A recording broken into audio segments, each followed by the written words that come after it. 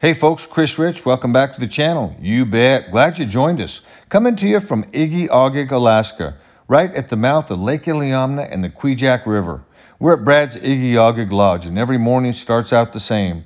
The chef puts together breakfast and lunch for us. We sit down and have a nice hearty breakfast. We got a long, hard day of fishing out in front of us. We need to get the nourishment working for us. Once we get done, we head down to the waters. Here's what the program looks like.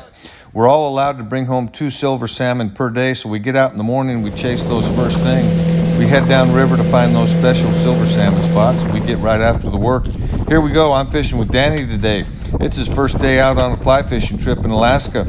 You bet, he's making it work. He gets it done. He's got the bent pole, that's the goal. He's got the tug, and that's the drug, folks. He's a happy camper. Look at this old silver salmon. That baby's gonna go in the ice box, gonna get him filleted at the end of the day, freeze him up, take him home, share him with the family. We love it. We love it. You bet. Lots of sockeye salmon in these rivers, folks. Chock full of these sockeyes coming through. They estimated about 60 million of these. Once they get in the river and get upriver, they start to color up for the spawn. Once we hook into them, we send them back in to do their deed. But we're chasing these silvers with these Dalai Lamas, pink and purple, black and white. Some of them all pink. They got a little flash in them. Got a heavy bead on them to get them down. There's one of them that come up and got upset at the Dalai Lama. We got him on the hook and we got him in. That one's going to go in the ice box and hit the freezer. Somewhere along the way, we sit down and eat that lunch that they prepared for us right on the river. Keep the nourishment going.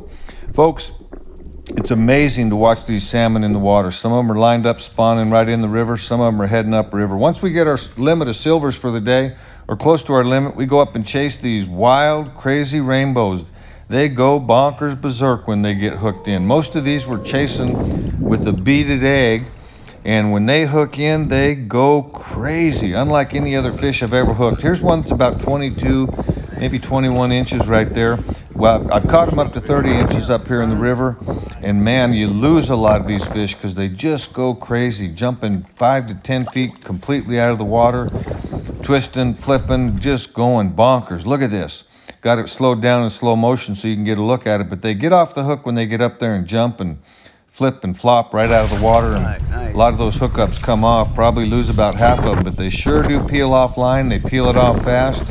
Hooking them is one thing and getting them in is a completely another thing, folks. Part of the great adventure for me is hooking into these rainbows. Yeah, I like to bring the silver salmon home. We like to share it with the family. But really the fun for me is hooking into these rainbows that just peel off the line and give us these acrobatal shows that we love to watch. Hey folks, I'm going to bring you right along with us each and every day. We got 6 days of good fishing out in front of us. Here's old Danny boy, end of the day with a nice fat silver. Folks, I appreciate you being here. I look forward to seeing you on the next video.